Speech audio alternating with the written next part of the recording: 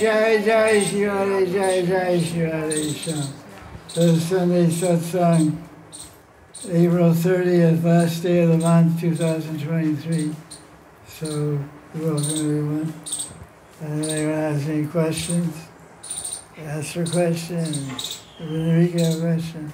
Next, so one friend asked how to behave if one devotee come in your house and started to do Vaishnava Parada. What to do?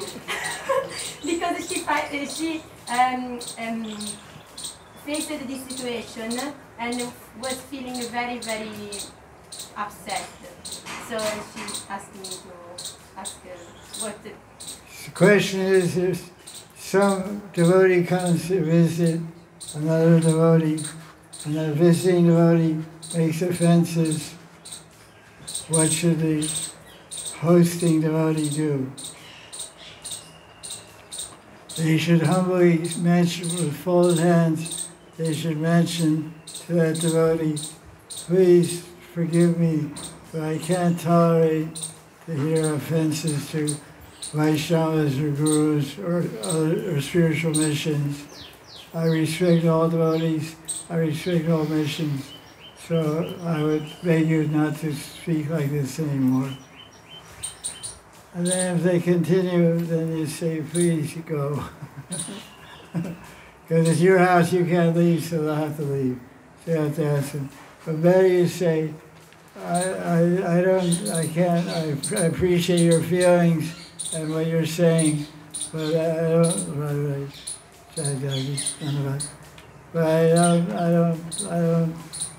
it hurts my heart to hear these type of speeches. So please, let's talk about Krishna and not make offenses to other Vaishnavas. So you can humbly, with folded hands, you pray to them that this will be better for you and for me, that we talk about Radha Krishna and Bhakti and not make offenses to Vaishnavas. And if the person visiting you persists in that line of behavior, then ask them to leave. Because you can't leave, it's your house, so they have to leave. So you say, the stars aren't right today. Just to be nice, you say, the stars aren't right today. So it's not a good day to have a meeting. So maybe we can talk some other day. And take some opposite. And take a walk. Eat and run.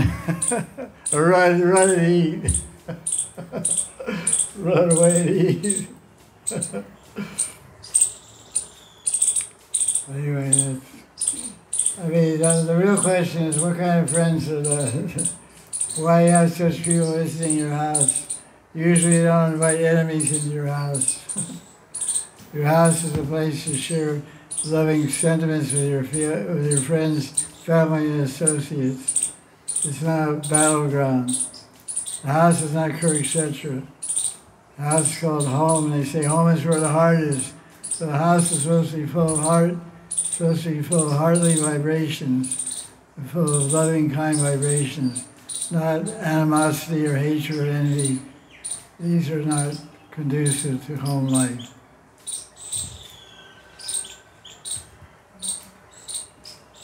Other questions? You have a question? Yeah.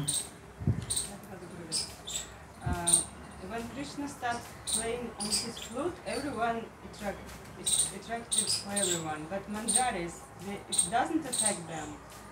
It's cool. When Krishna plays on his flute, everyone's attracted. What about the manjaris? The manjaris are also attracted. Because they're more attracted, the deer are attracted, the peacocks are attracted, the bears, everyone's attracted. But mostly, the one that's most attracted is Radharani.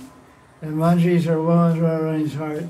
So the second most attracted people in Vrindavan, second most attracted Brijvasis to Krishna's flute. The squares are attracted. The Hari Katha. The second most attractive rituality, the Hari Katha, is Radharani's first and second manjaris, because they're totally of Radharani's heart. But the manjaris don't lose all sense of correctness. They're attracted immensely, and they're going crazy when they hear the flute. They want to run out of the house without any makeup or any proper dressing, like Radharani. But they don't do that. They make sure they're well dressed, and they tell Radharani to slow down, get dressed properly. Krishna, the longer you wait, the more Krishna will be anxious to see you. So increase Krishna's anxiety by taking your time, relax. So the manjaris have to. They aren't overcome by the attraction of Krishna's flute, because they have seva to do for Radharani. Everyone else is seva. When Krishna plays his flute, everyone else's seva is to be attracted to Krishna, except the manjaris. They're attracted, but that's not their main service. The main service is to serve Radharani and bring her peacefully and beautifully to Krishna. So they keep it cool. They don't go crazy. Half crazy. They're not full crazy. You have to imagine what it'd be like.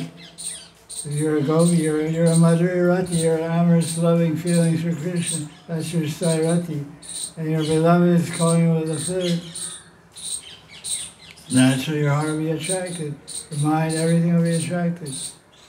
But Krishna's attraction comes second in the manjari's mind and heart. The first attraction is Radharani. And the first object of seva is Radharani. Because manjaris are Bhavalasrati and also Radha-snehati. They have more affection for Radharani than Krishna. So they direct all their seva and bhav to Radharani and bringing Radharani to Krishna, making Radharani attractive to Krishna, and perfectly adjusted for Krishna's pleasure.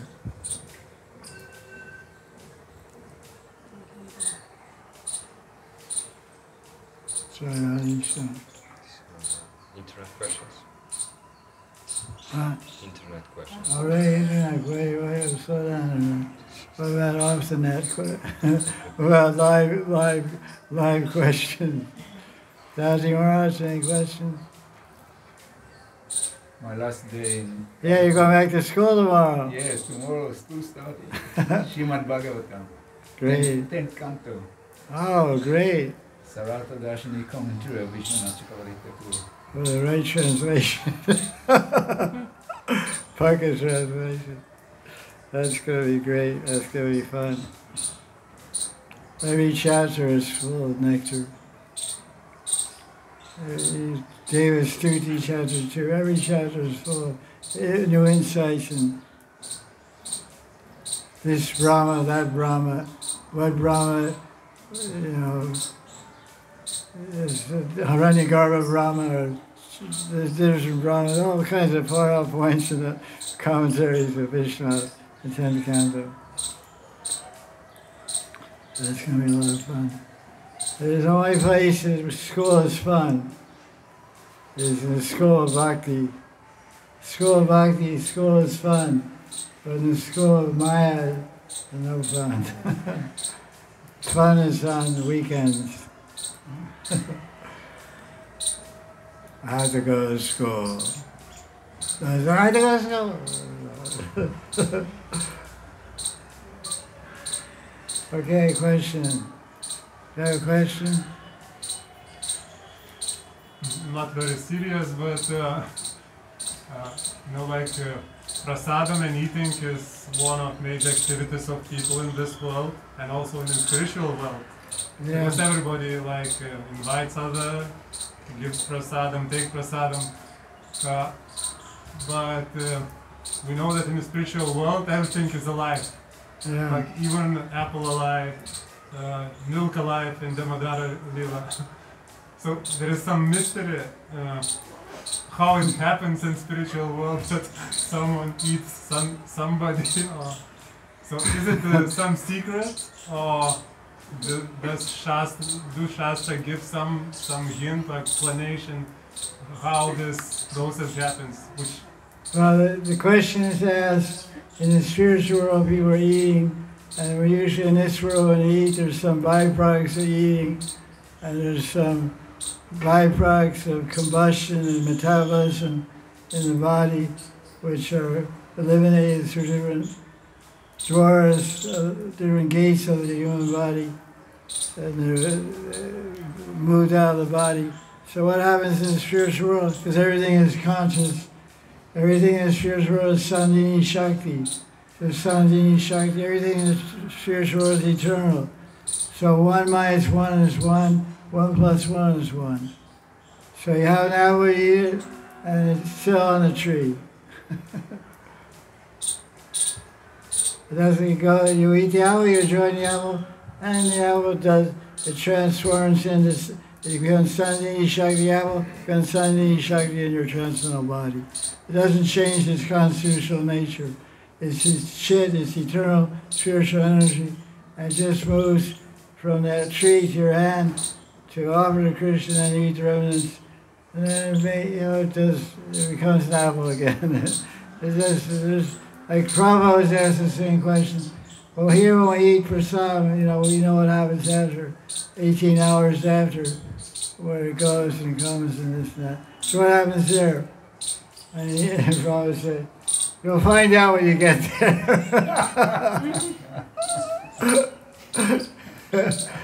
Yes, these kind of questions.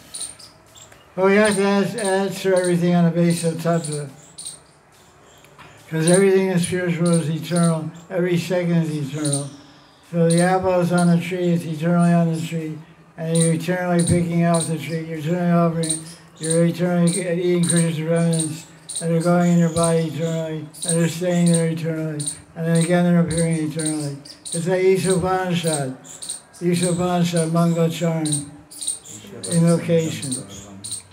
Om Purnamidam, Om Purnamadam, Purnamadam, Purnamadachite. Everything is complete and complete. Although unlimited, complete, unit from the complete whole is always complete and never diminished.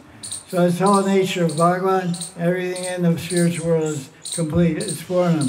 It will always Purnam. It doesn't become diminished. It doesn't become diluted. It doesn't disappear. There's no transformation.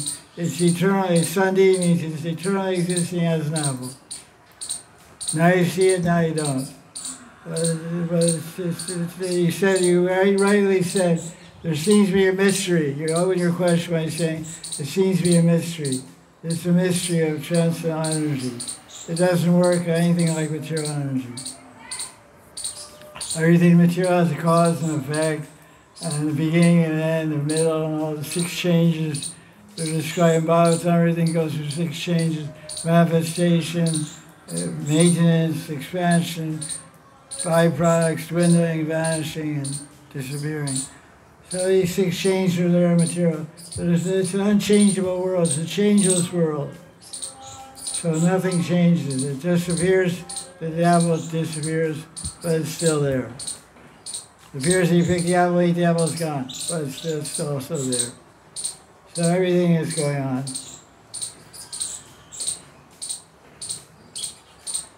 It's a fact, it's a mystery. We'll have to go there and see how it works.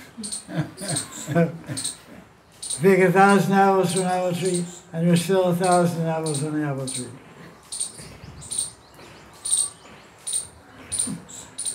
You pick 1,000 apples from an apple tree here, there's no more apples.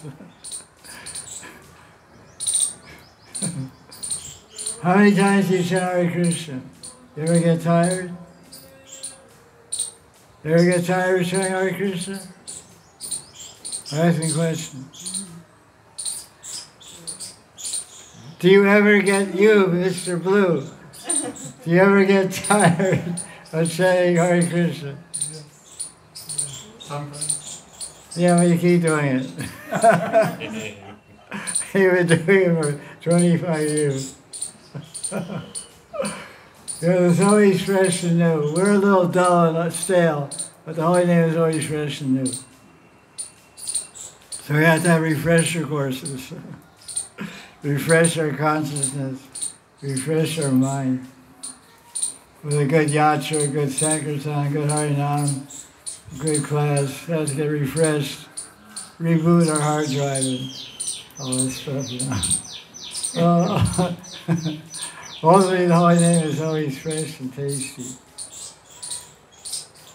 Nityanavinavanam is eternal and blissful and youthful.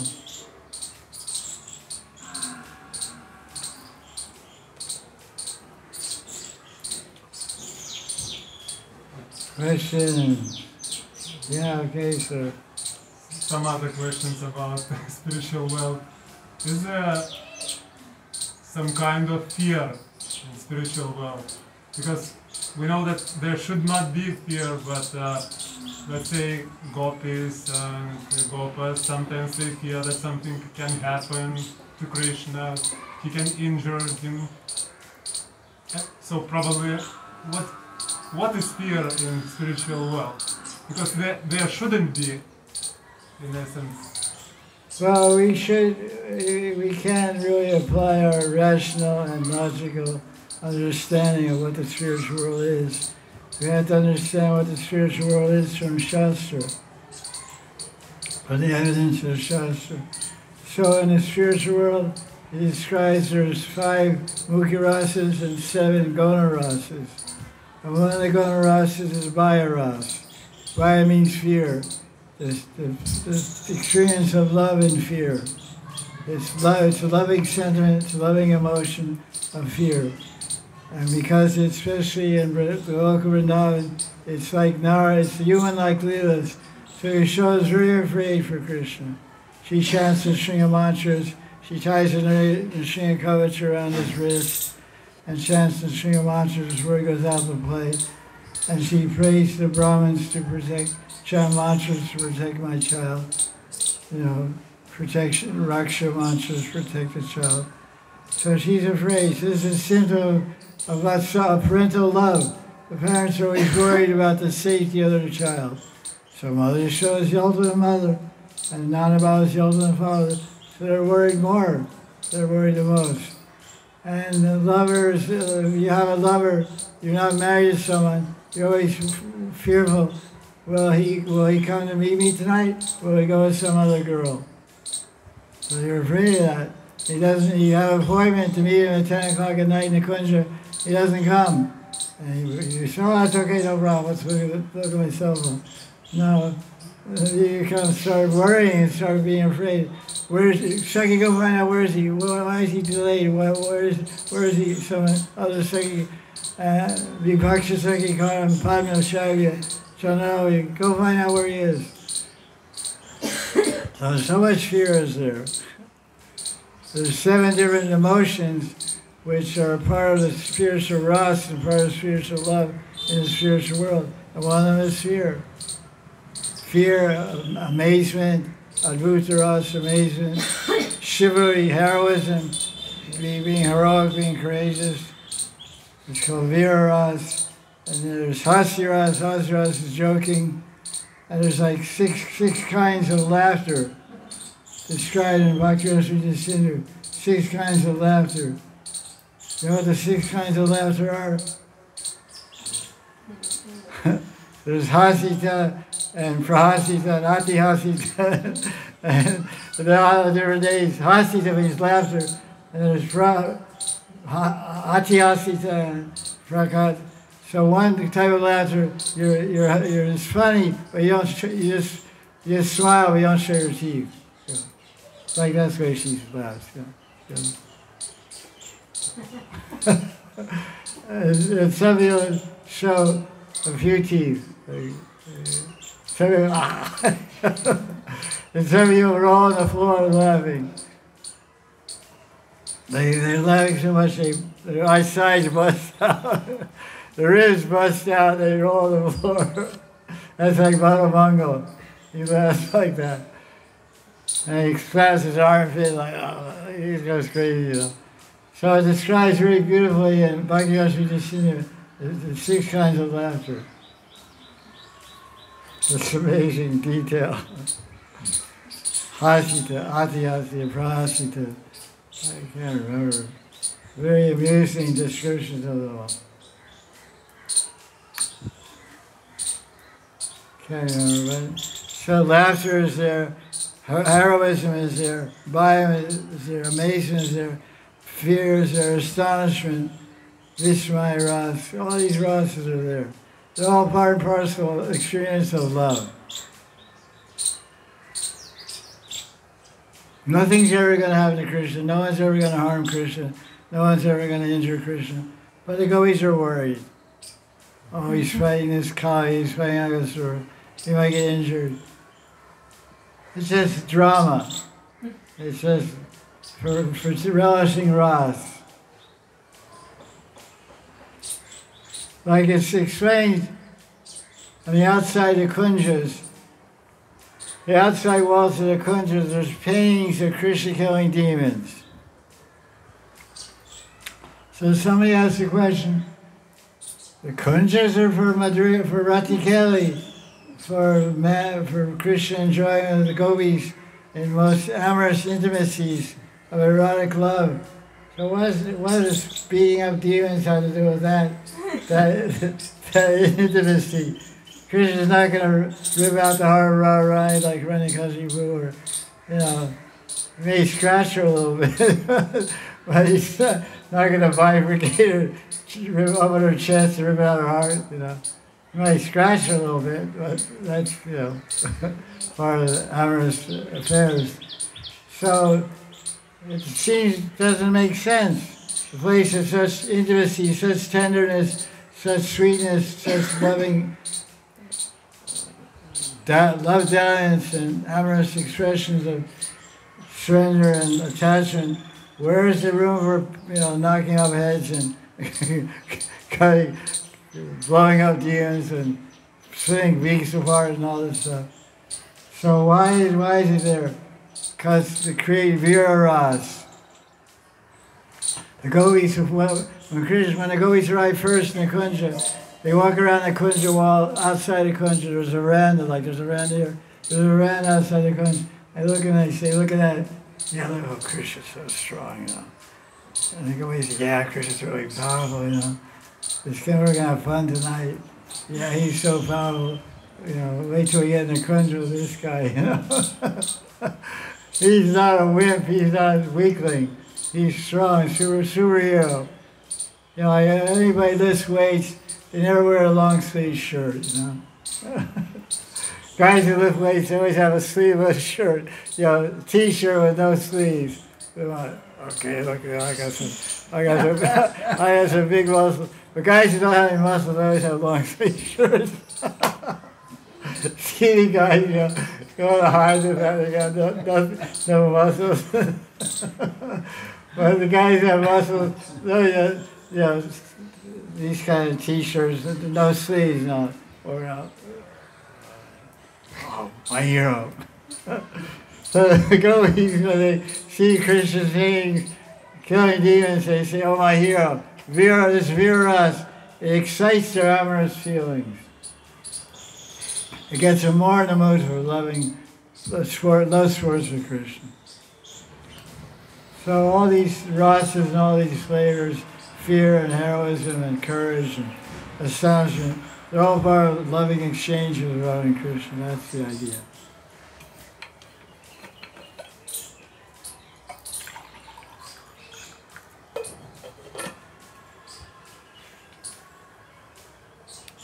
Jiva Goswami explains the nature of the material world. He says, Ekpad Vibhuti, and the spiritual world is Shripad Vibhuti. Ekpad Vibhuti means one quality. The material world has one quality, and it's fear. Ultimately means fear of death, but the quality is fear. Death is a major cause of all different types of fear. Loss, death, whatever. So fear is a quality, but the spiritual world, because fear also implies mortality, because death is mortality. So the three qualities of the spiritual world, Shripad Vibhuti, one is immortality, and one is bliss, and I forget the other one. It's explained in Sandarbha by Jiva Goswami.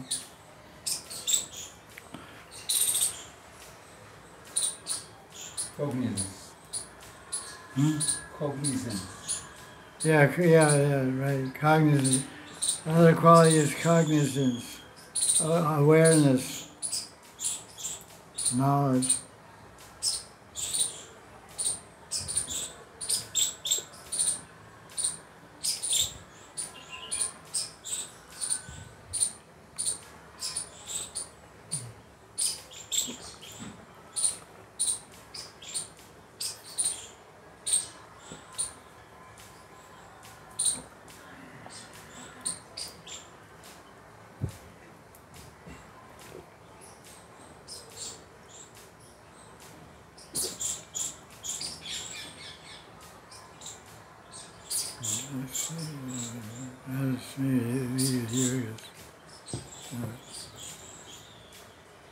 Question.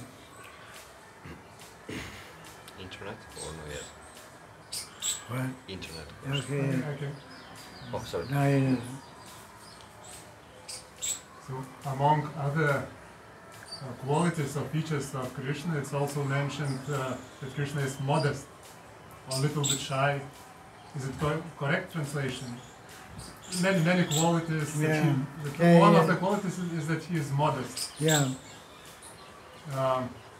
And I think there is no such quality that he is proud or that he loves to be famous. I don't recall such quality. So in this context, I wanted to ask, we talk so much about praising Krishna. Praising means saying you are wonderful, beautiful, so on, so on, so on, so on. And we sometimes in our life meet this situation. Let's say you have some birthday and so on, and people start praising you. And maybe some people like this. But you know that from our experience that some people don't like this. And especially some gurus and so on, they don't want to be praised. And it's more in the consciousness of the modest person. There is no, this process of being like praised, everybody says, how are you are nice, oh. And the person a little bit feels like it's not natural for him, yes? So in this context, Krishna is modest, but thus he likes and enjoys himself the process, then everybody around him gives the biggest praises. How he feels. How you imagine? He likes it. Understand this. He likes to hear his praises. Otherwise, why do we do bhakti? Bhakti is all about kirti. Kirti means praising. Sankirtan. Kirti means glories. Fame. Kirti means fame. Kirti means glories. Kirti means praising. And that's all we do for Krishna. All we're doing is kirti. We're doing Bhagavad Katha, that's kirti. We're doing Harinam Sankirtan, that's kirti. We're doing Japa, that's kirti. All we're doing is praising Krishna, and he likes it. He says in the Gita, I want to hear my praise all the time. Sadatam kirtiyatamam. Kirtiyatam is kirti. Means sadatam means eternally. I want to hear my glories every minute. It says Ananta Shesh with thousands of limited mouths has been glorifying Krishna since time immemorial and still hasn't reached the end of it. So Krishna never says, oh, it's not the space, be quiet. Shush up, be quiet. Okay, keep saying.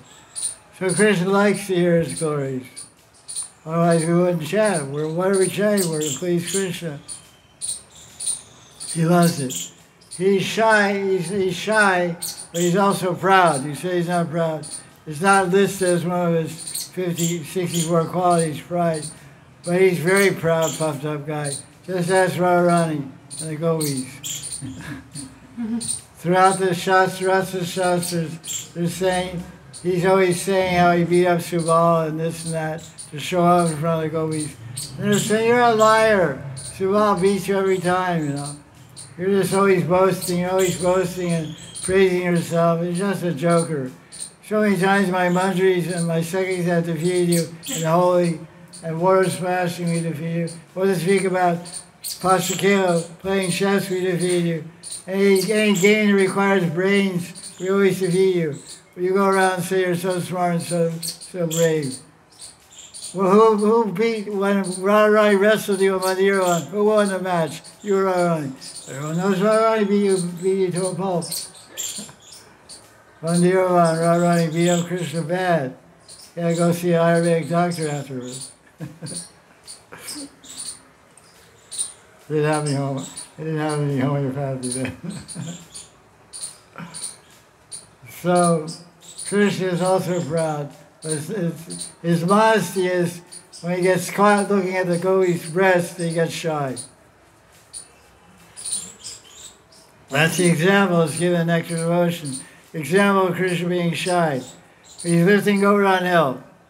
This is the example of Rupa Goswami Bhakti Krishna. He's lifting Govardhan Hill. And he's looking at Radharani. And he's looking at Radharani's breast. He said, wow, this is one mountain. Well, you got two golden mountains there. I'd like to hold those two. So he's looking like this. And at that moment, Balaram starts laughing. Because when Krishna was looking at Radharani's beautiful body, and his hands started to shake. Govardhan Hill started to go wobble like all the coward men put up their sticks, you know. Where's the stick? There's the stick. They all put up their sticks. They all put up their sticks, hold the Govardhan Hill, you know. And Krishna looked at Balaram laughing. Balaram was laughing at the coward men, thinking that Krishna was going to drop the hill. But Krishna became shy, showed modesty and shyness. He thought, my brother caught me looking at the breast of my girlfriend. So he got shy. His face blushed, turned red. And he looked away real fast. So this is an example of Krishna's shyness. Here he's not shy at all. Was he shy when he stole the Gopi's clothes? Not the least bit. The modesty is just like when is he modest? It's just to put in there to show he's got a lot of qualities. Some aren't so prominent. But because Rupa Goswami cites this as an example of modesty. This is an example of shyness. What is that shyness? He's pretty bold about it. He's just staring around Radharani. Because he got caught, then he showed shyness. You're really shy, you won't stare at some girl, you know. He's not so shy. So is he modest? Is he really modest? Is Krishna really shy? I don't think so. There's listed there, but don't believe everything you read. You know?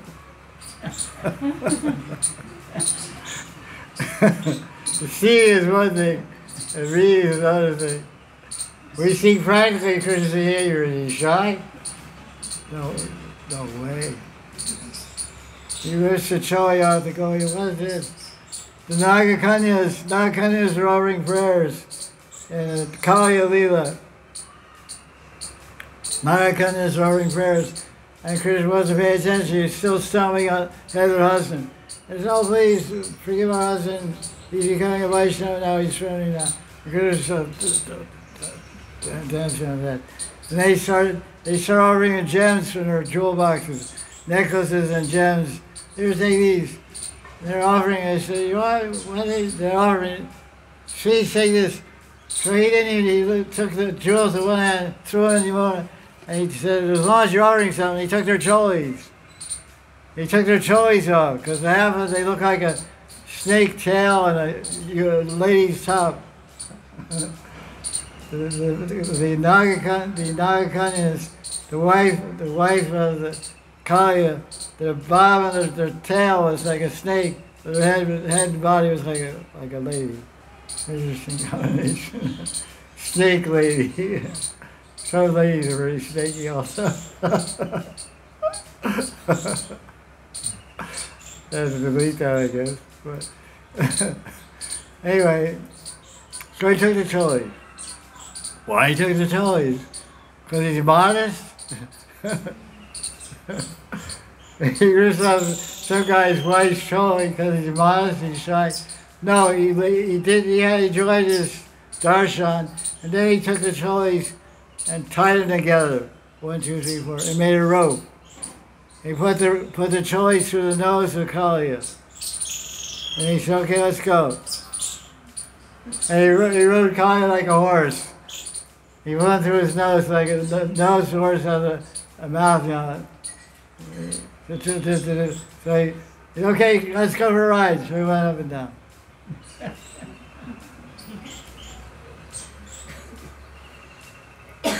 So what is Krishna's modesty? We Brijvasis see things in different light. we know the truth.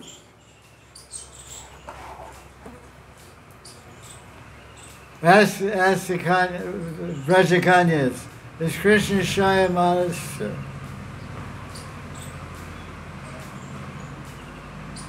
But it's listed as a quality, because we should have these qualities. We should be godlike. We should have modesty and shyness. If it suits Krishna's purpose, he shows modesty and shyness. When he gets caught stealing, he becomes very shy and modest. It wasn't me, it was Subal. Subal saw you. I was just standing outside. That wasn't me. I'm innocent.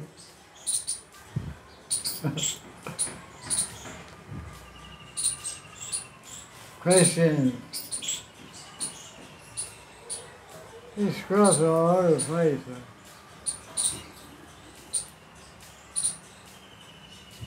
And the trees on the ground, climbing and crawling and all of them. Yeah. Devotee who has the pranali and who is not working, she's single doing Gaudiya Vaisnava. And if he asks... How is it? Doing pranali what? A devotee who has Siddha Pranali and she is not Grihastha, so she's not working, she's doing Gaudiya Vaisnava. And she asked this question. How we manage Lila Smarana with daily routine, because I wanted to do both together. I can't follow you. Speak too fast and too much accent. I can't follow what you're saying. How can we manage Lila Smarana with the daily routine? Because I want to do both together. I want to do daily routine and Lila Smarana. Yes, how she wants to do Lila Smarana during her daily routine, but she doesn't work. So daily routine means like I know what daily routine means. These things, not working. Outward, yes, not work outside. How to manage material life with Lila Smarana? Material activities with Lila Smarana. Yes. She does something cooking or cleaning.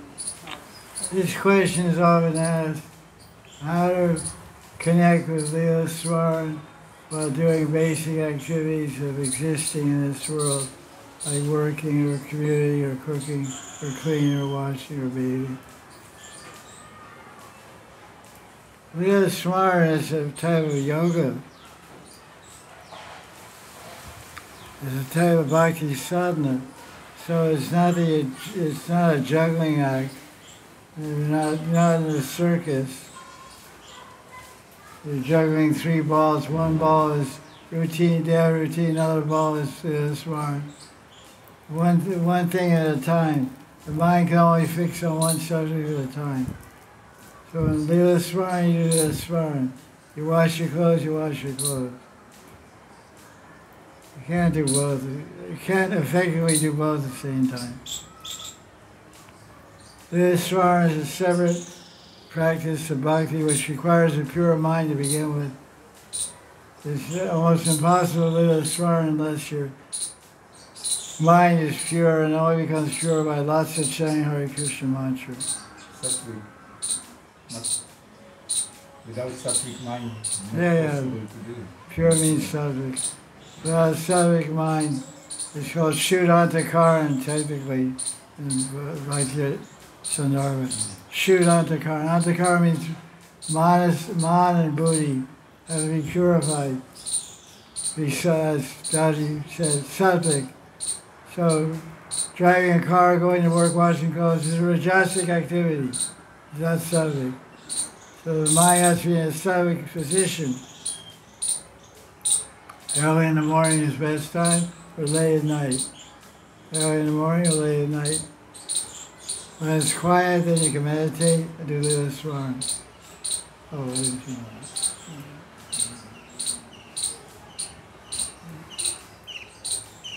Maybe I can give you, send me that one. Send me that one. Thank you. You can try, Lila Swaran is a very intense and specific meditative practice. Swaran has five stages. Smaran and Dharan and Dhyan, Jnana Sriti and Samadhi. Right? Swaran, Dharana, Dhyan, Jnana Sriti and Samadhi. 5 stages of Swaran. Simple Swaran. And they're all solitary practices in and of themselves. You don't do anything else with your Swaran. You chant Java, that's called non-Swaran. Chant Java, meditate on Lila, you can do that. But any other mundane material activities, daily routine, it doesn't mix with Swaran. How's it possible? Swaran is one thing, but there's something called connection. You can try to connect what you're doing, thinking, or connect with what you're doing with the Nitya Lila.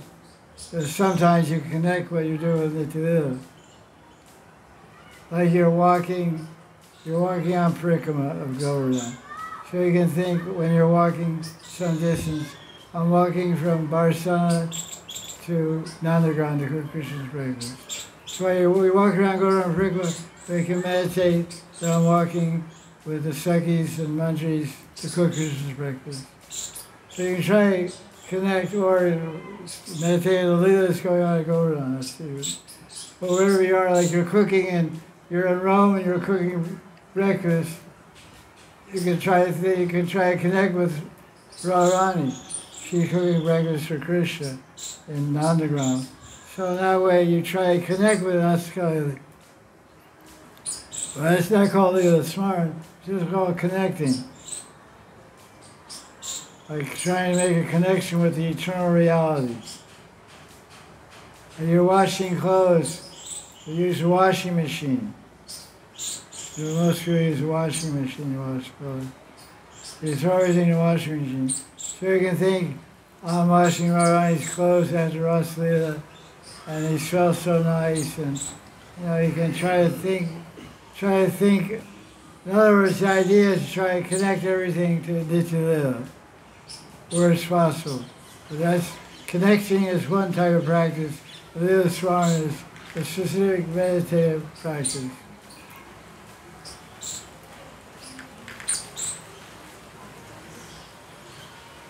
In Noida and Delhi, it's been raining the last week or so.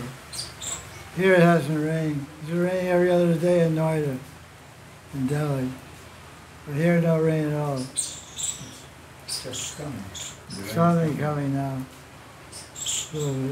India doesn't like your that's the problem. He humiliated him. If somebody humiliates you, usually don't like it enough. He still has a feeling of revenge. Okay, you humiliated me, you defeated me. I'll put rain everywhere, but not in Gaudiya. Many times it rains in Vrindavan, it doesn't rain here. Many times. Russian house and Yamuna size rains all the time over there. Never rains here.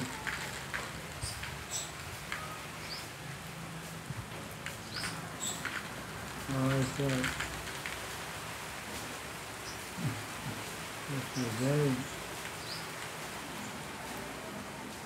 Okay, questions?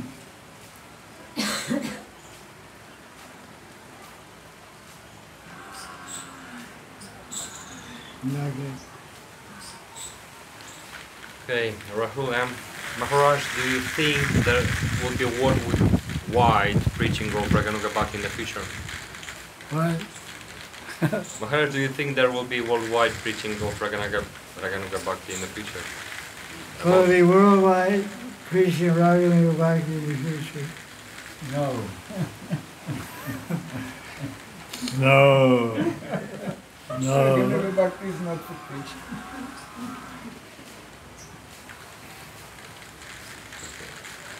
No, it won't be too worldwide. They should be going on for 500 years, and how many people in the world? The last 500 years, Raganuga Bhakti is available in the Gaudiya Sampradaya. How many people are practicing after 500 years? Very few. The next 500 years will be different. Be less people practicing, not more. But religion and dharma, everything's diminishing every day. The verse 11 canto describes that. So the adhikar, and the fortune of the jivas coming in the future Kali Yuga will be less and less and less. There'll be less opportunity to get sadhusanga, less opportunity to get mercy and kripa, which means less opportunity to take up practice Raganuga Bhakti. The future is dark. It's Kali Yuga. It's not getting brighter, it's getting darker. And always they say in America, the future is bright. It's getting better all the time. It's getting closer to death every day. That's the truth. It's getting darker every day. That's a fact. What's that verse? Tatasa anudinam, you know. But strength, memory, everything diminishes. 11 cantos, 12 cantos. I don't know if it's in this book or not. Daddy's magic book. Well, Prayanal Parishastabhya, Karov Zasmin Nigajana, Manda Sumanda Matayo, Manda Bhagya. No, that's there. There at the beginning of Bhagavatam. Yeah, I know that one. Kali Yuga, everything is Slow. Dead slow. so is state.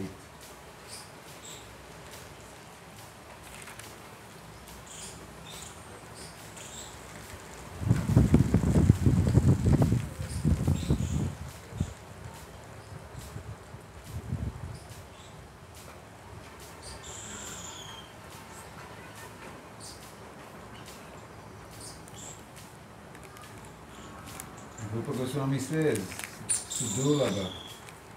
Yeah. And Jiva Goswami said,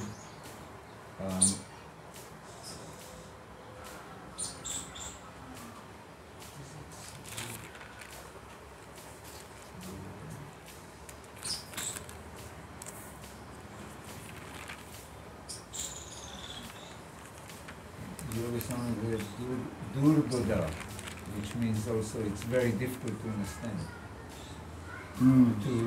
Yeah, Guru make bhakti very difficult. It's a miracle if someone becomes a devotee.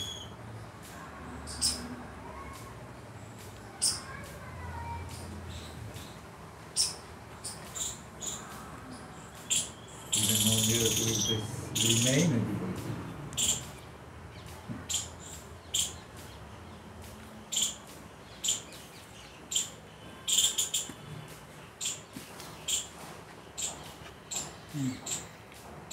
More questions.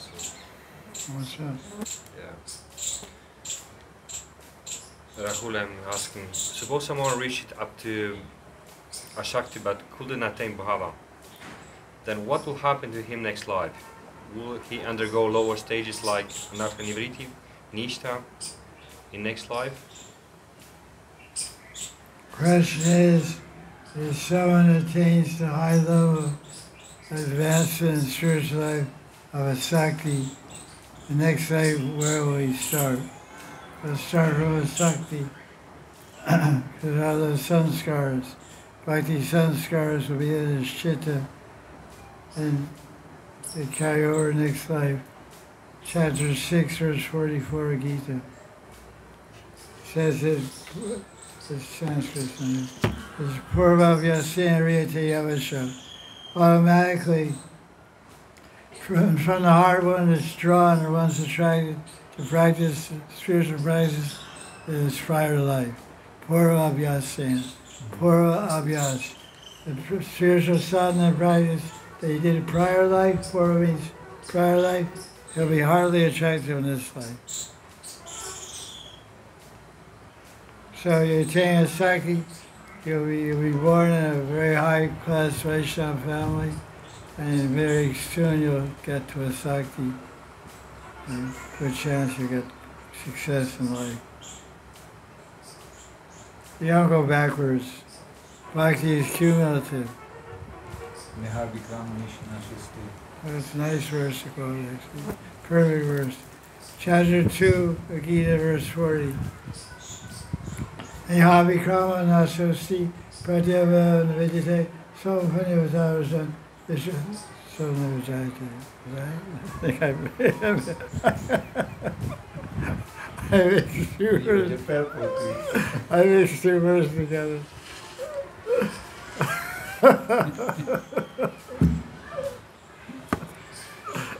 Sorry. That's right. They are, right? Neha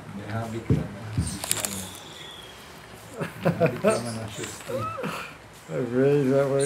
Not too much for Swaminatha. Neha Avikram, the steps.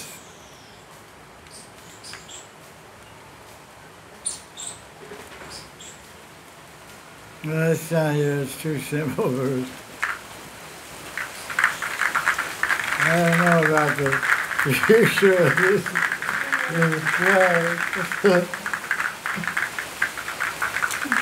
Get a little wet. It's raining on the back. Can you move this forward? A convertible car. You got hard. She has a bicycle. You have your bicycle? Huh. Maybe all wet. Questions?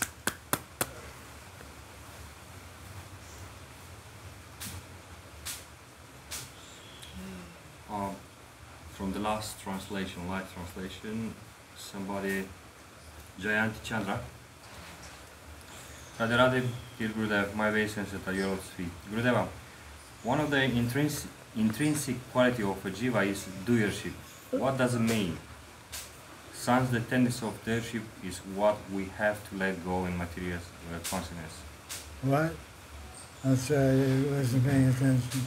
Gurudeva, one of the intrinsic quality of jiva is doership. What does it mean? Since the tendency of doership is what we have to let go in material consciousness. So, what does it mean that description of the qualities of the Atma, Jiva, one is doership? That means the ability to do something. It doesn't include the ego being the doer. It just means doership means ability. She's confusing ability with the ego attached to the ability. So we have to give out the idea that I'm the doer is different from having the capacity to do something. Doership is the capacity, is the quality of the Atma, has the power to accomplish something, to do something. You got a degree in college because you have the capacity to do something. But having the capacity to do something and identifying with your ego, identifying on the doer I did it, that's the Maya that we have to let go of. But you can't let go of the doership because that's the quality of the Atma. That's why it says intrinsic quality. What's going on? it's from the previous life. Oh, that's confusing. Look at it. It's turned upside down or something.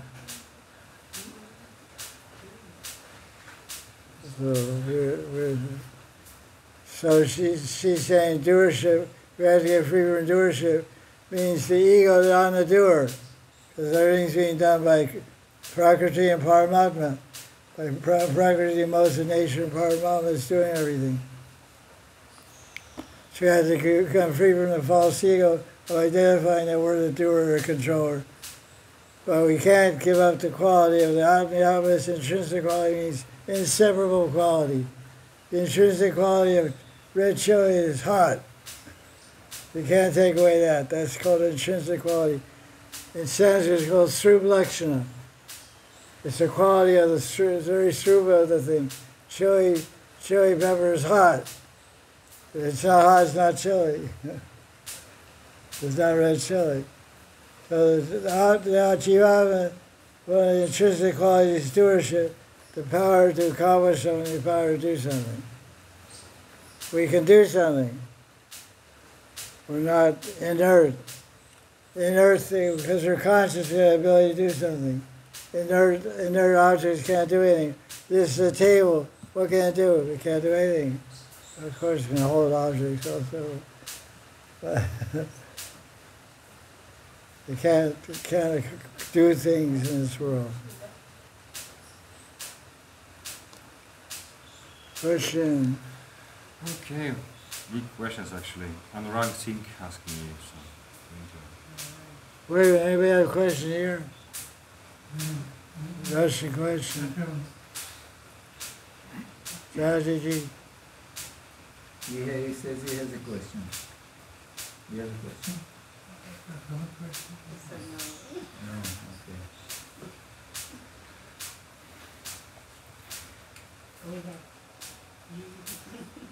You have an Italian question? Yes. Okay, take your turn and back to you. What is the ultimate meaning of life for every man on the earth, and how to go outside all the problems that are in material world? Like this Kali Yuga is very bad. Many people are suffering so much. So how to help others? What can I say to a person who is suffering? So how to help him and how to help even myself in this world? And what is the ultimate meaning of life on the earth? There are two questions and answers one. So what is the ultimate meaning of life and how do we end suffering? The ultimate meaning of life is to serve Bhagavan. So Bhagavan means God, Krishna, Vishnu, Ram, whatever.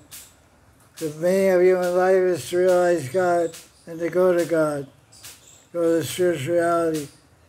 So to attain that understanding of God is to study the ancient scriptures and gain knowledge of God, because suffering is caused by ignorance. All suffering is caused by ignorance. So one gets knowledge of God, as his or her relationship with God, and starts to work in a loving relationship, starts serving and working, let's say serving God out of knowledge, out of love, then all suffering ends and all birth in the material world ends. Because the purpose of human life is to realize God and to love God. Every religion teaches the same thing. The purpose of human life is to realize God and to love God. But to do that, you have to have knowledge of God. So you have to study Shastra, study spiritual scriptures. When you get more knowledge of your spiritual identity and start practicing some form of daily spiritual practices, you get mental peace and heart satisfaction, and ultimately you'll end all your suffering. All the suffering caused by ignorance and attachment to the material body, which we're not. The cause of our suffering is our ignorance and wrong attachments. Become attached to God and the service and love of God, then all your suffering and misery will stop.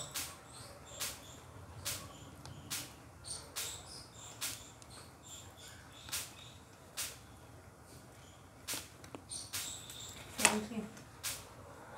Anurag Singh asking, Jaya Shri Radhe Maharaj, Danava Pranam. Maharaj, definition of Uttam Bhakti in Rasamrita Sikh says, Anyapi Lashtya Sanyam means one should be devoid of any external desire else than Krishna and working for the pleasure of Krishna. But talking about us, we have so much gross and subtle desire. In that particular subtle desire, like desire of Pat Pratishtha, Man Samam, every day draws me to act against the pleasure of Krishna and satisfy our own pleasure. As I trying to be a devotee, What's the question? When Krishna gives me intelligence, thus I want to ask, when and how will a person like me get free from these desires and serve Krishna exclusively? Question is, when will we become an Uttam Bhakta? $1 million question. Yes. We'll start today by serving Krishna. Krishna tells the path of bhakti is very clearly defined by Rupa Goswami. His Guru Pada Shraya Dikshadi Shikshanam. Vishwambhaya Guru Seva. First you surrender to the Guru, you take Diksha, you get teachings, then you serve the Guru with love and devotion. So you do these 4 things, you'll gradually advance on the path of pure bhakti, and someday in some life become an Uttam Bhakta. So don't worry about all your desires, and all your hang-ups, and all your attachments. Just worry about finding a Guru and surrendering to him and engaging in Bhakti Bhajan. Bhakti Bhajan will bring you perfection. Nothing else will bring you perfection. I mean, if you define perfection as liberation, the only thing that will give you liberation from this material world is Bhakti. Yoga, Karma, Gyan, unless you have some contact or touch of Bhakti, it won't give you liberation. You get cities, you get Gyan, you get Pratishtha, you get sense enjoyment, you get so many things, but you can't get liberation without Bhakti. So do Bhakti, and beginning Bhakti will be mixed Bhakti, Karma Mishra Bhakti, Jnana Mishra Bhakti, but gradually as you study more and practice more and chant more Hari Krishna Maha Mantra, your Bhakti will become pure, and someday it will be Uttam Bhakta. With no other desire but to please Krishna with a favorable mind and a peaceful heart. So don't worry about how bad you are. Worry about starting to become good. That's a good one.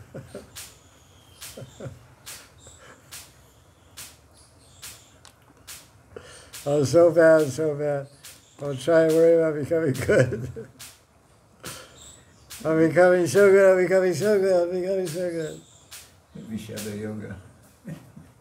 Yeah. Start somewhere.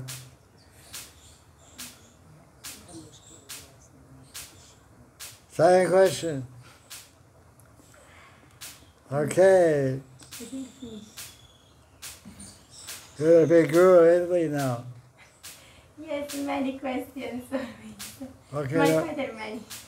Okay, good. What? Bola. Like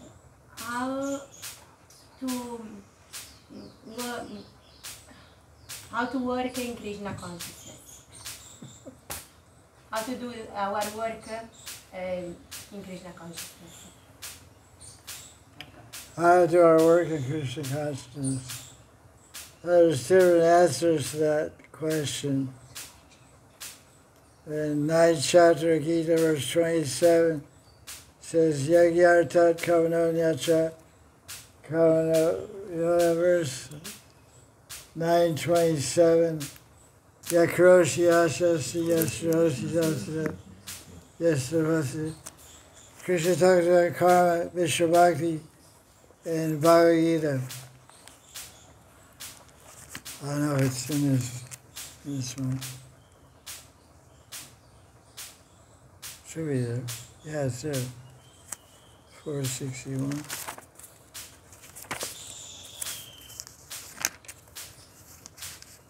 This book is well used. my daily companion, Jivan Sati. Krishna explains karma mishra bhakti. Do your karma mixed with bhakti. It's called karmapana. 9th chapter Gita, verse 27. Yat karoshi yadashnashi, yat shrihoshi dadasiyat, Yet tapasyasi kaunteya tad karusha manarpana. Whatever you do, whatever you eat, whatever you offer to give away, whatever your austerities you perform, do that as an offering to me. So whatever work you do, you make money, you should give some of the money to Krishna. So whatever you do, whatever you think, whatever you eat, offer all your food, ashnashimi to eat. Whatever you do, whatever you eat, whatever you give away, you should remember Krishna and connect to Krishna. So you're going to give away charity, you should give charity to Krishna bhaktas or the temples. You're going to eat, you should eat Krishna prasad. You're going to work, you show over the money, the fruits of your work to Krishna. Some percentage, whatever you can. That's what Krishna is explaining. This is 9th chapter, the Gita, verse 27. He's talking about karma mishra bhakti. That's the question you're asking. How to mix my karma with bhakti.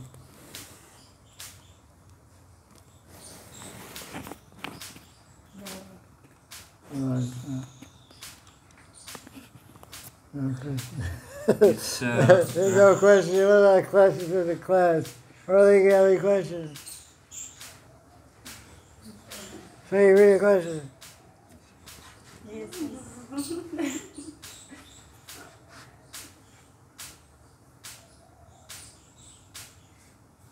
If no question, we have one more Italian.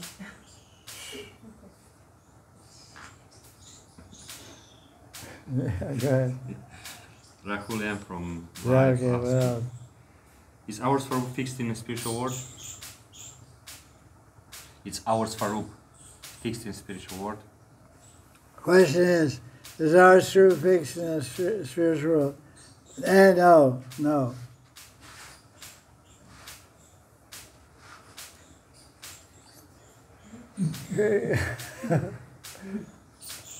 There's a verse in 3rd Canto, chapter 15, verse 14. Santi Vaikuntha Marti, what's that verse? I don't think it's here. It's 3rd Canto, chapter 15, verse 14. You can read that verse. Shivavatam 3:15, 14. Vaikuntha Vasanti Murti, Vaikuntha Vasanti Vaikuntha Murti, something like that. Let me see, I don't know, I don't think it's here in this book.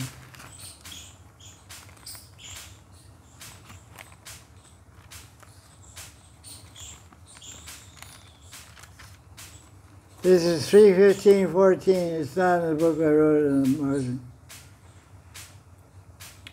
Vasanti Yatra Purusha Sarve Vaikuntha Murti. And Priti Sandarbha number 10, Jiva Goswami quotes this verse and comments on this verse. Srimad Bhagavatam 3:15, 14. And therein he says that Krishna expands unlimited spiritual bodies and all decorating the spiritual world. They're not individually designated, they're not individually named. This is yours, this is yours, they're just there. They're all different sairatis, all different unlimited spiritual forms. And Krishna gives one of those forms to a soul who becomes liberated. When he becomes liberated, you give him one of those spiritual forms. Then Krishna enjoys interaction with that spiritual form eternally in the spiritual world. One Krishna, one liberated soul. So it's not predesignated, it's not predetermined which Swarup is going to be yours.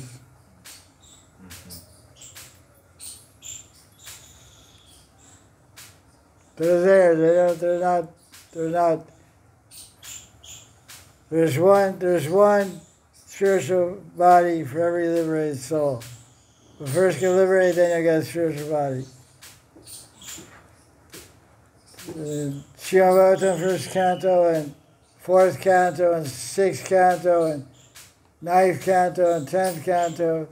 There's many cantos describing 8th Canto. Different devotees were brought a spiritual body from the spiritual world. Dhruva Maharaj Narada Muni, Dhruva Maharaj, Ajamil, Gajendra, Yati Maharaj, 9th canto, Putna, 10th canto, and some gopis in 10th canto gave up their bodies.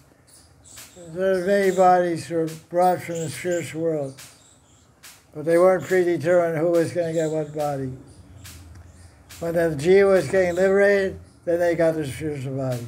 And it comes before that, the Guru, on behalf of Krishna, gives his spiritual body.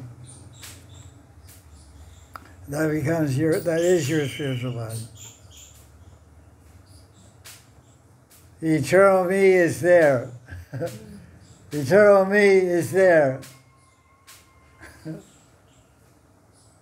Are you there? Are you there? I'm there, I'm there. I'm really there. Act of doing service, young, blissful, beautiful. Not old. Yeah, like a bunch of drunk guys in a Bowery. beat up, old, worn out. Bouncy, fresh, youthful, joyful, 12-year-old girl. Okay, let's party. That's the real you, the real you. Tiny question. How to deal with sickness in Krishna consciousness? How to deal what? With sickness. Sickness. Yes. When Disease. has disease, when even someone has serious disease like cancer or big problems like this, how to deal with this in Krishna consciousness? How to deal with it? With the disease in Krishna consciousness. Dealing with disease, everything is everyone's disease. Some people know it, some people don't know it. The disease means consciousness, disease of consciousness. The more knowledge we have, and the more awareness of Krishna we have, the more we're not affected by karma. Freedom from karma comes by spiritual knowledge and attachment to Bhagavan. So if one has disease, one should become as Krishna conscious as possible. Everyone gets sick, but it's not what happens to you. It's not what happens to you that counts, it's how you respond to what happens to you. Two people get the same problem, but one person responds in a Krishna conscious way, the other person responds in a material way. So the depth of our Krishna bhakti and the depth of our knowledge and awareness of Krishna and detachment from the body is sensitive to the time of disease. Because the basic principle of spiritual life is Aham Brahmasmi, means I am not this material body. I'm Jivara Swarupaya Krishnara Nityadas, an eternal spiritual being. No playing in class. These girls are misbehaving. Their friends are goofing around together. That's okay. Be happy. It's a boring class, I know. Play and be happy. So disease is difficult, very difficult. But try to be Krishna conscious as possible. What to do? Because everyone has to there's things no one escapes. No one escapes birth, Janma Mritu Javyadi. Everyone's born, everyone dies in between and gets disease and old. No one stays young forever. No one can avoid disease. Everyone gets disease. So how you deal with it, how you respond to it, it depends on your consciousness, on your knowledge, spiritual knowledge. So the best way to deal with disease is to be very Krishna conscious and very spiritually aware. There's not one way, but the main way is by transcendental knowledge, you transcend the body. Because pain and suffering, disease is caused by attachment. Attachment is caused by ignorance. So when you have spiritual knowledge, then you have detachment. You're attached to Krishna, you'll be happy.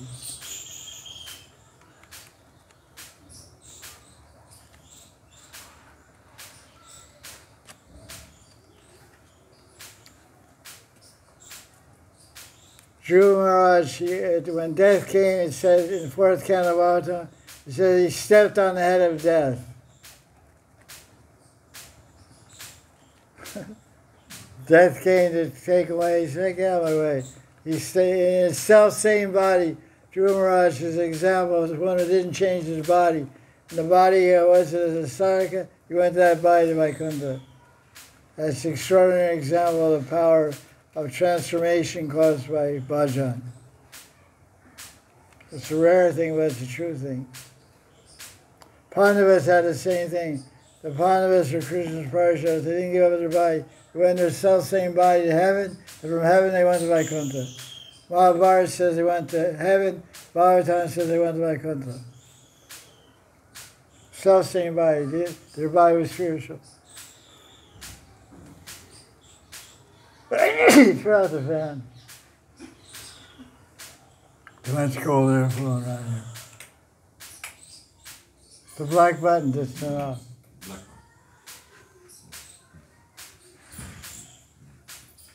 All the questions from Italy are about how to deal, how to survive. All the questions are the same. Every question you ask from Italy is the same thing. How to survive, how to deal, how to survive, how to deal. You notice? It must be pretty tough over there in Italy. It must be hard to survive and how to progress. It's a good thing don't live in Italy. Yes, absolutely. Radha Kunda was... they suffer a lot. Yeah, I guess so. Too much wine and cheese.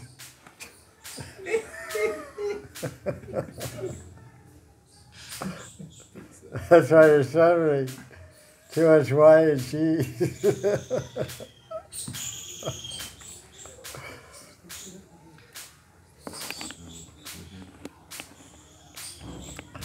She asks questions all the time from Italy, from people in Italy. She's born in Italy. They're all the same. Everyone's the same. How you do bhakti, you do maya, live maya, do bhakti. How you get out of this world, surrounded by maya, how you get out. Everything, it's like everyone's really suffering in Italy. She is. Don't go see her mother. You'll be suffering. Who practice, they are suffering. Who don't practice, they don't suffer. And they enjoy. Yeah, that's a fact. They're an illusion of it. Enjoying. Ignorance is bliss, for it's folly to be wise.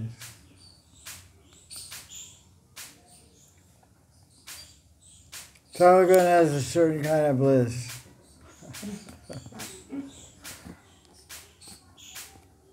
What's the second part? Ignorance is bliss and? Folly, where it's folly to be wise. It's F-O-L-L-Y. It's Old English. It means it's foolish to be wise.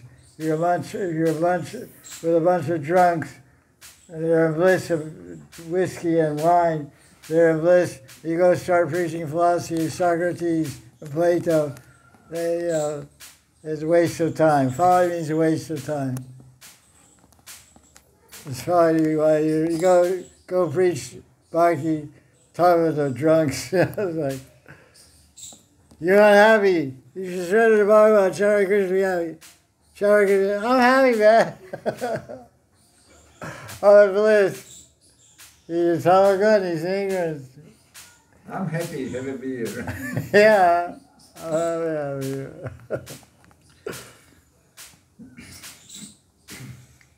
Question. One question, maybe also Italian, I don't know. Dania Rico. Maharaja, some of us bring people who are new or curious about Krishna Bhakti to holy places of pilgrimage such as Vrindavan, Govardhan. What should be our prayer or meditations as we bring new people to some of these extremely powerful places, when we ourselves are still learning to fully respect and understand these places of pilgrimage?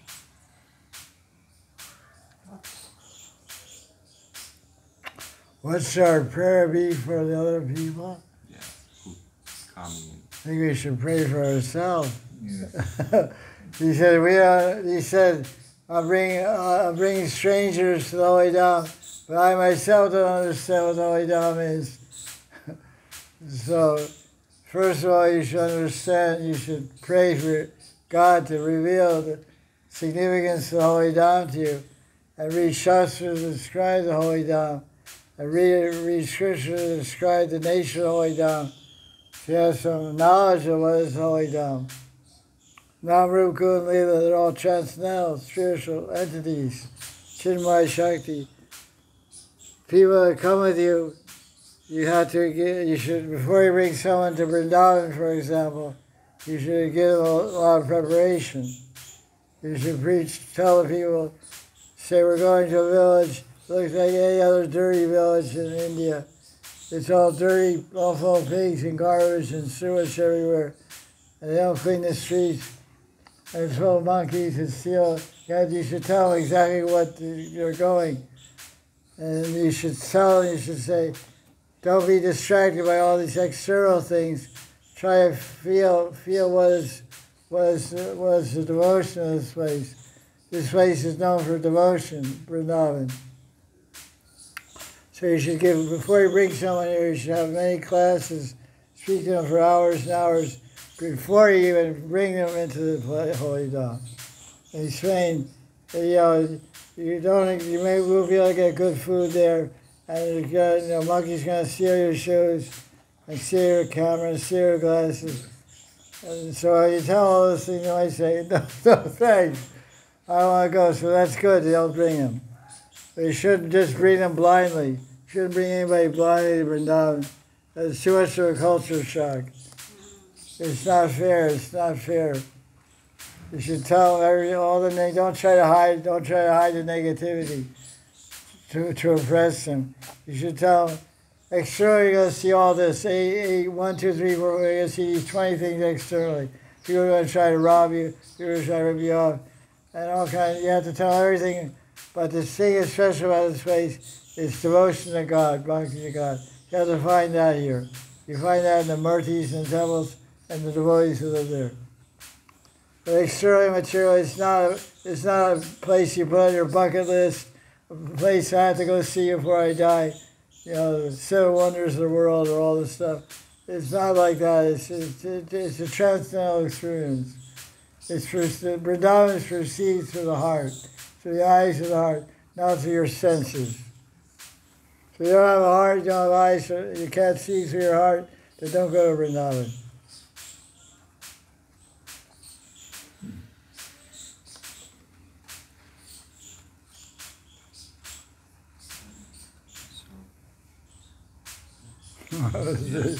Anybody else? Nobody else has watched this contest. You ready to get out of here, Swami, or what?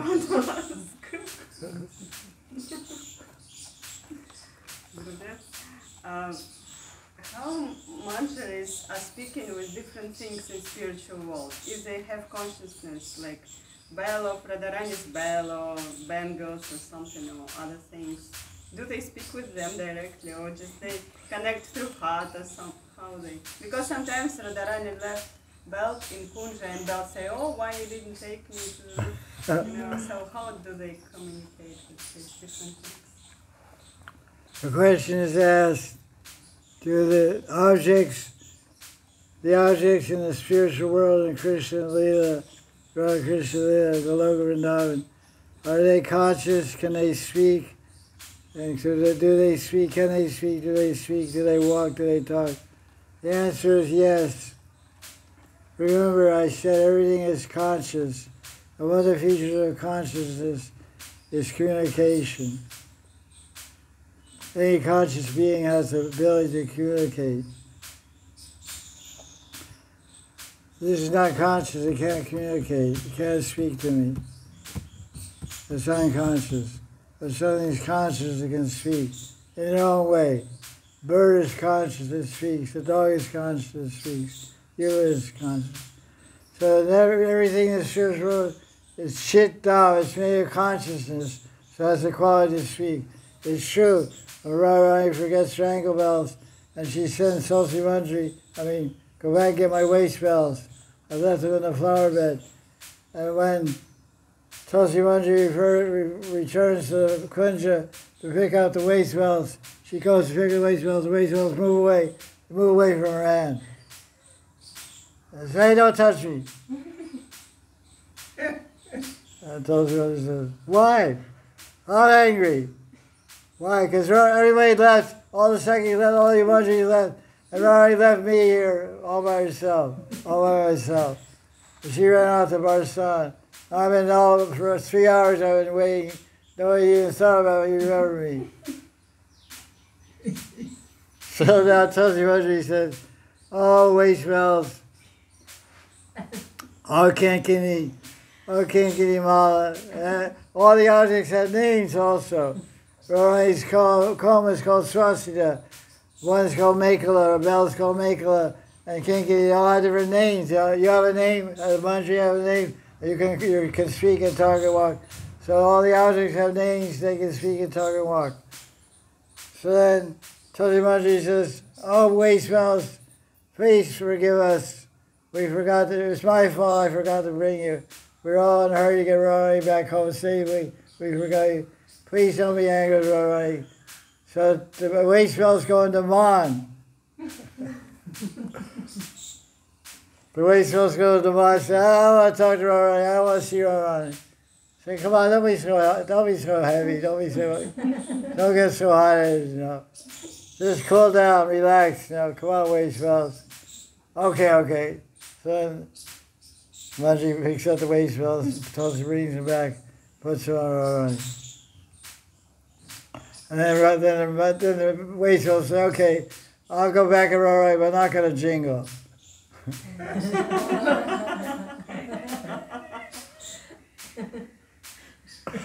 So Radharani is, with Krishna and Kunja Lila, Viparita Lila, means the woman takes the aggressive male posture, and at that time the waist bells should ring quite a bit, but the waist bells aren't ringing. And Krishna says, "Radharani, why is it so quiet up there? What's going on?" So I don't know. It's not my fault. I think my waist bells are angry with me. So the answer is yes, waist bells can talk.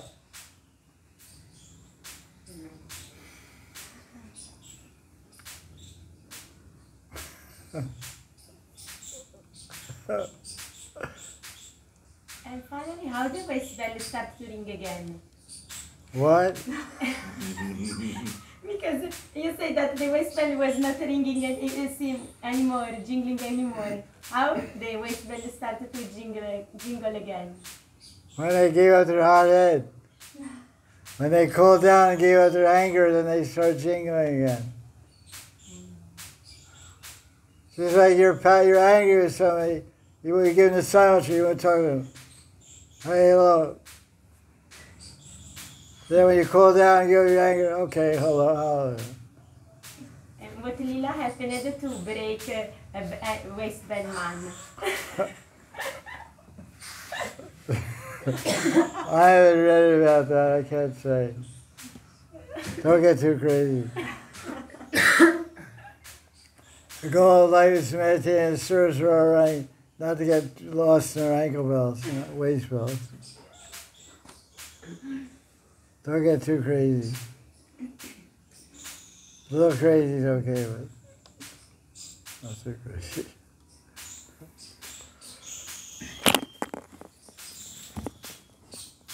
That was an interesting question.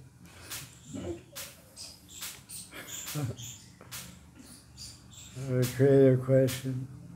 You have a question?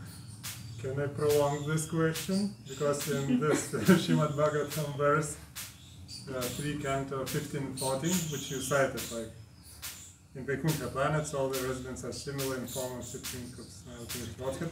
And the second sentence says, all beings engage in devotional service to the Lord without desires for sense gratification. without desires for sense gratification. And here it seems that these bells had some idea that they want to be together. It's a kind of sense. They want to gratify their sense to be together, and the sense was like rejected a little bit, and they are angry. No, the waste bells. It doesn't matter waste bells, because in other situations maybe some gopi feels rejected or someone. What's your question? I think that in spiritual world there is also senses, but they are different, yes? Yeah. And sometimes these senses, they can be somehow, the situation goes not as somebody wanted.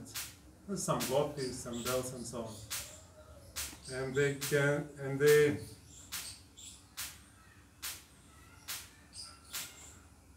maybe what, it seems that having some wishes, it's also one of the major features of a soul, yes? Or is it not? Having some individual wishes. Because if we take some personality and we say this personality wants only what the Lord wants, it has no, its personal wishes, yes? So it seems this personality will be tempted. So in spiritual world, personalities have their own wishes. In the spiritual world, people have desire, but all the desires are connected for the pleasure of Krishna. Whatever they do, they're desiring to do different things. All different varieties of sadhya they desire to do to please Radha Krishna. So if their desire can't be fulfilled, then they feel unhappy. So the waste fellows, they want to serve Radharani, but somehow she was inadvertently forgotten, so she felt unhappy. Not unhappy because she was unhappy for herself, unhappy because she couldn't do her service to Radharani.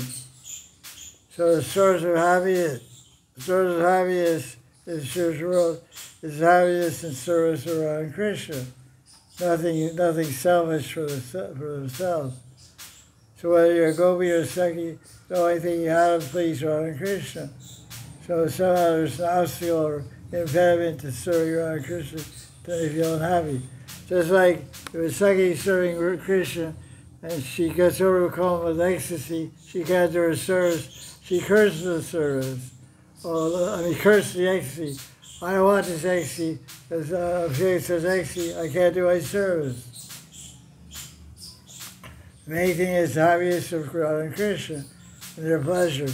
And while I'm serving them, I'm experiencing bliss. But the bliss becomes an impediment or interrupts my service, then I don't like the bliss. There's descriptions, and Bhagavad Gita Sindhu, Druka was fanning Krishna. Druka's a chariot driver of Krishna, but sometimes he's fanning Krishna. He's fanning Krishna. He's feeling such ecstasy for seeing Krishna. He started to drop the fan. He was trembling, his hand was trembling. He was dropping the fan, so he couldn't do the seva. His seva was fanning. So he's cursing, this ecstasy, get out. So this bliss should go away from me. It's interrupting my service. That's very high level. So the spiritual world functions like this. Everything is traced to the center. The center is happiness around Krishna. So anything that gets in the way of that is a problem. Like Jatila locks Radharani up in the house and keeps her from going to Krishna. So everybody becomes very unhappy with that. Because Radharani's whole purpose of existence is to please Krishna, satisfy Krishna. And Jatila is blocking that. So everybody gets very angry with Jatila. And tries to make arrangements to bring Radha to Krishna somehow or other. Or sneak Krishna in the house. Krishna dressed as a gopi, dressed as Abhimanyu. Different schemes and scams he does. In the spiritual world, everyone desires for the happiness of Krishna and Radharani. Anything that gets in the way of that is, even one's personal ecstasy is not desirable, is undesirable. What to speak of different persons or situations. Like Maharaj is supposed to go out and meet Krishna, and suddenly a rainstorm comes, big thunder rainstorm. And it's a very violent rainstorm, and Maharaj can't go out of the house. Oh, the Manji is very unhappy at that time. Because Maharaj can't meet Krishna.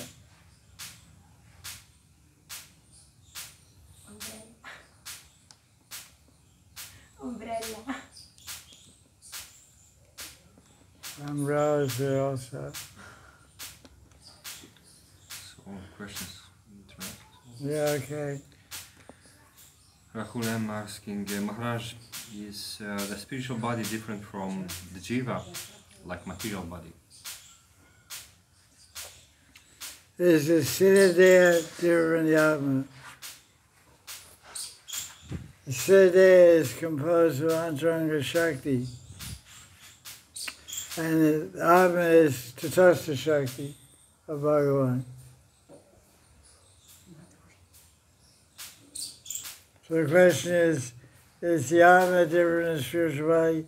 The answer is yes, the Atma is different in the spiritual body. Yeah, hey, Madhuri, come inside. Question is, if the Tatastha Shakti Jiva becomes imbued with or mixed up with the Srupa Shakti of the spiritual body. Spiritual body is named Srupa Shakti, which means Antaranga Shakti. Antaranga Shakti is spiritual energy. Srupa Shakti means Krishna's transcendental energy. But the Tatastha Shakti is intermediate potency. It's not Vairanga Shakti, it's Antaranga Shakti, it's called Tatastha. So the spiritual body is one thing, the Siddha is Antaranga Shakti, and the Atma is Tatastha Shakti.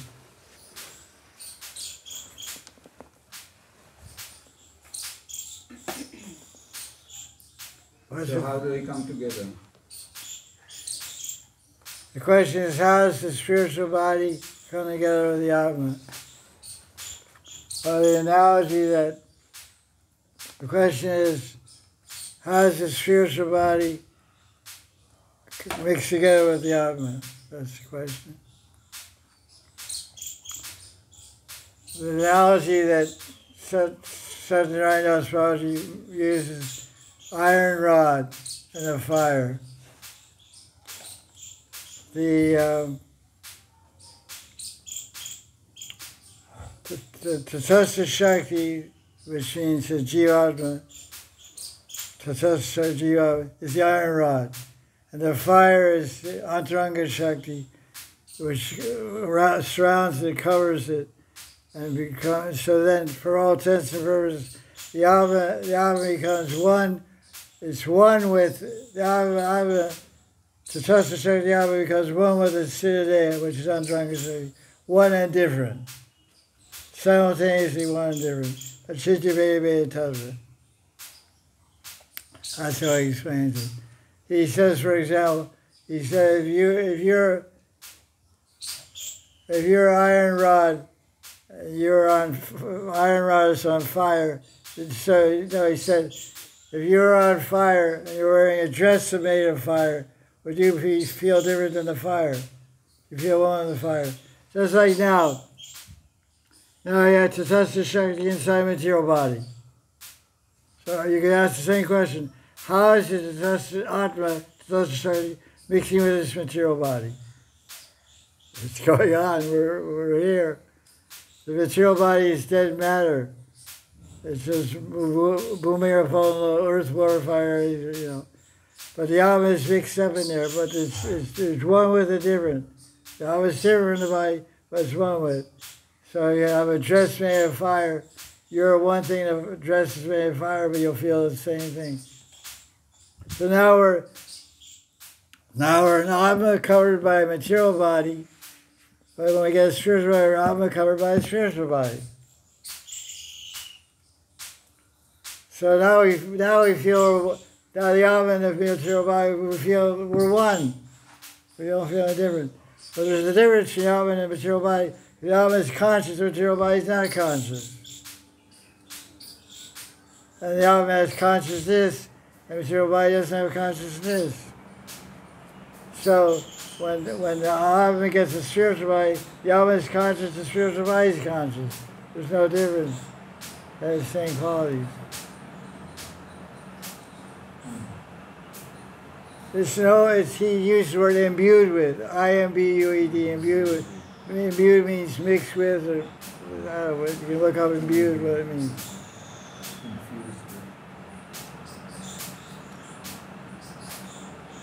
That's cool. It's okay with me, keep you cool. Just now my head's good. Get some fresh air going. My head is too much. Is that clear? Go ahead, good.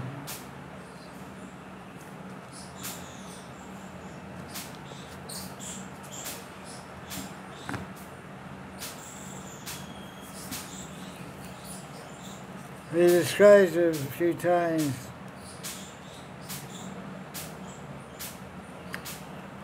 Sadhya, and this is what he says. That makes sense. Some logic is there also.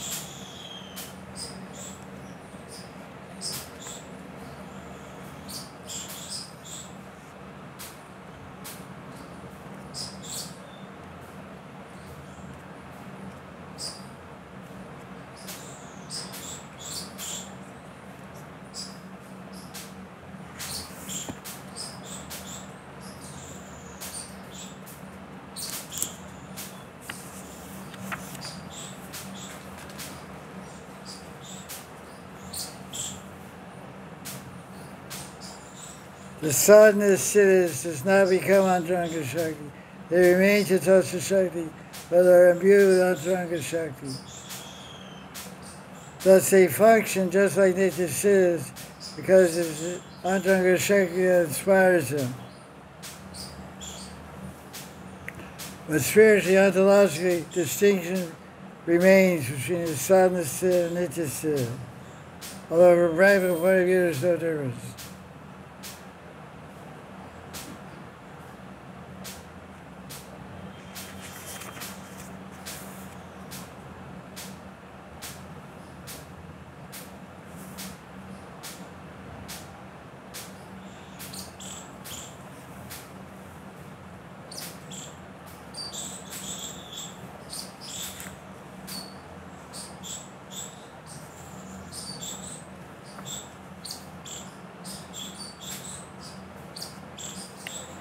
The liberated devotee gets a spiritual body suitable to his or her bhava.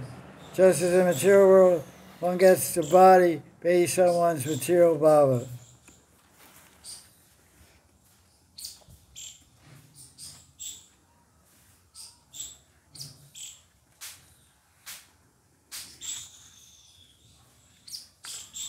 Like that.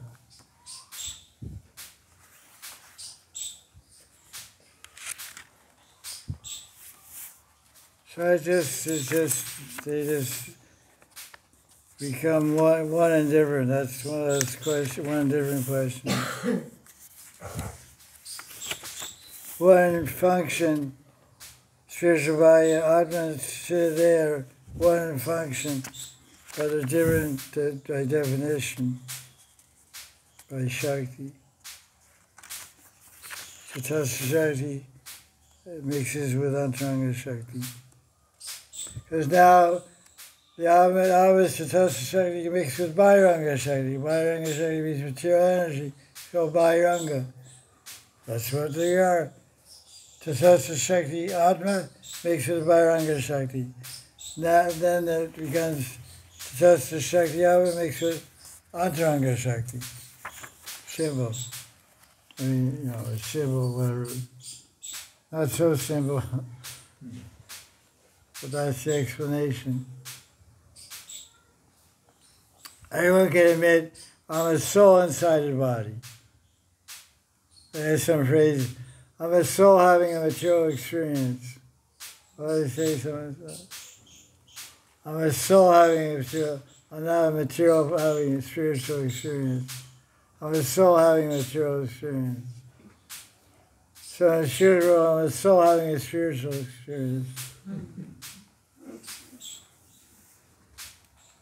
I didn't record that anyway. What's the time?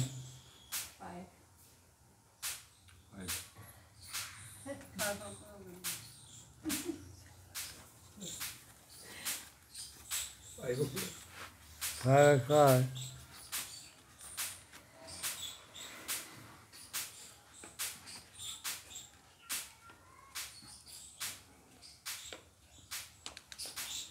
Question. Okay. During Prata Lila, does the What Lila? Prata Lila. What kind of Lila? Prata Lila. Pratak Lila. Does the manjaris dress before Krishna or Radharani? What do you say? During Prata Lila, does the manjari Do the manjari. Dress Krishna or Radharani before? They dress Radharani first or Krishna first? That's what she does. Some manjaris are dressing Radharani and some manjaris are dressing Krishna. Same time. Same time. One day you dress Krishna, next day you dress Radharani. What's the big thing? Because, like, I was thinking that maybe some manjari dress Krishna before and after she see Krishna, oh, he is very beautiful, dressed like this, and so she go to Radharani and bring the beauty of Krishna in her eyes to Radharani to see how Krishna is beautiful. Well, she brings the beauty of Krishna in her eyes. Anytime she brings it, Radharani's happy. Doesn't matter if she's dressed or not dressed. You bring someone loves, you may be dressed or undressed, so your lover comes in front of you, you'll be happy. So Radharani's dressed or not dressed, if someone comes to remind you of Krishna, Radharani will be happy. Common sense.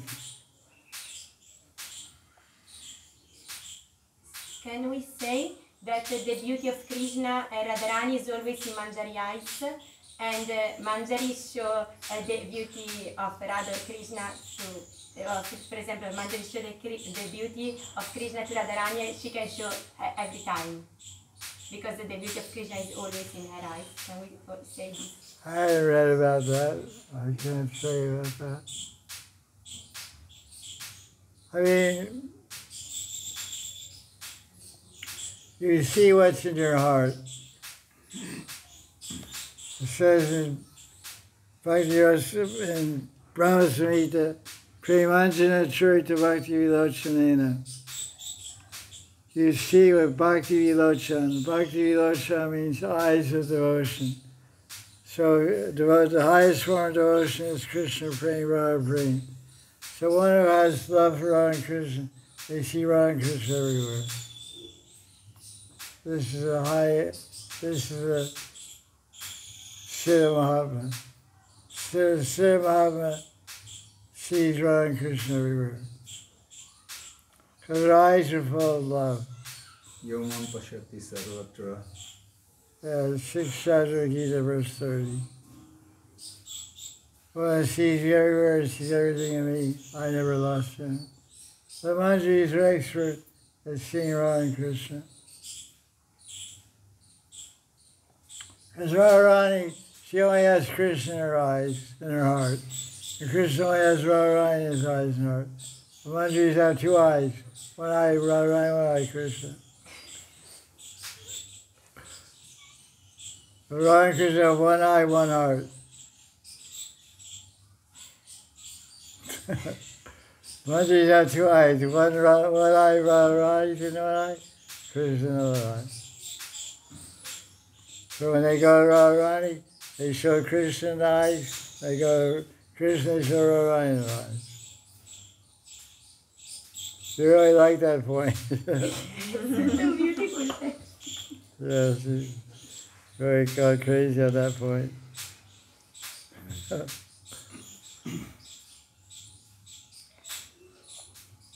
questions? No, me too. Yeah, okay. Amazing, right, Bola?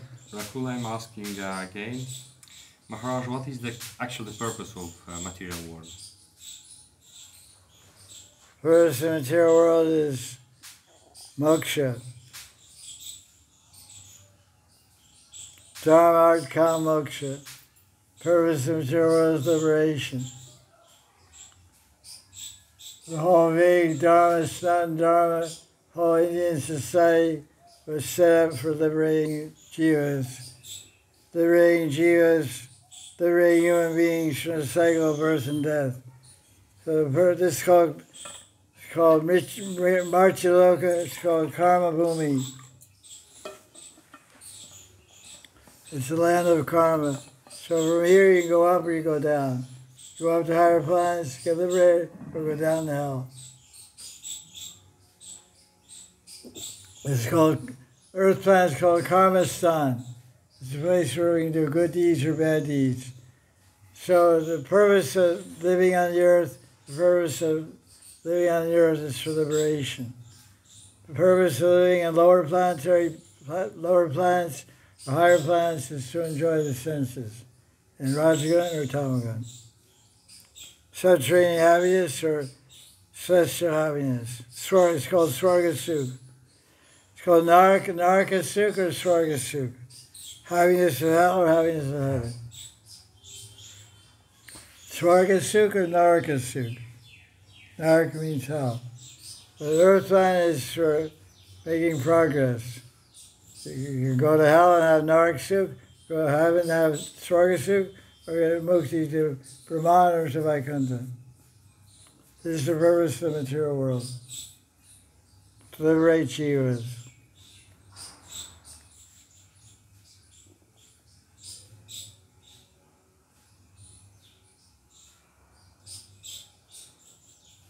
Especially human beings. Atato Brahma Jignasa, Vedanta Sutra. Now is the time to inquire about the purpose of life. The purpose of life is liberation in a life of love and happiness. Liberation means to attain permanent happiness and permanent love. This is bhakti mukti, liberation and bhakti. It's called Bhakti Anand, happiness of bhakti. Premanand Bhakti Anand. If you go to Raman or Siddhaloka, Brahmaloka, like yogis or gyanis, it's Brahmanand. It's also eternal liberation. He's showing Brahmanand. But Rupa Goswami explains in Bhakti Sindhu, happiness of Brahmananda is like one drop. Happiness of bhakti is like an ocean. How many drops in the ocean? A lot of drops.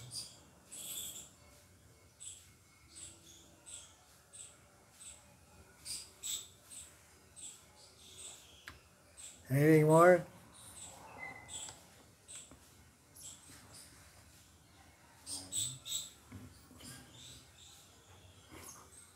Trying question.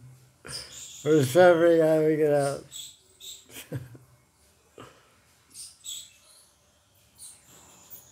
Your question? Whether you have a question?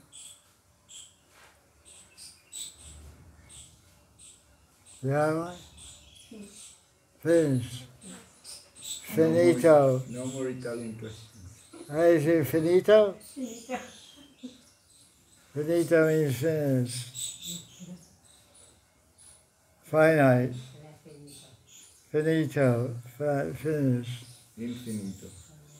Yeah, infinito. Infinito, endless. Huh? Infinito means endless. Yeah, I know. Say it in English. Infinite.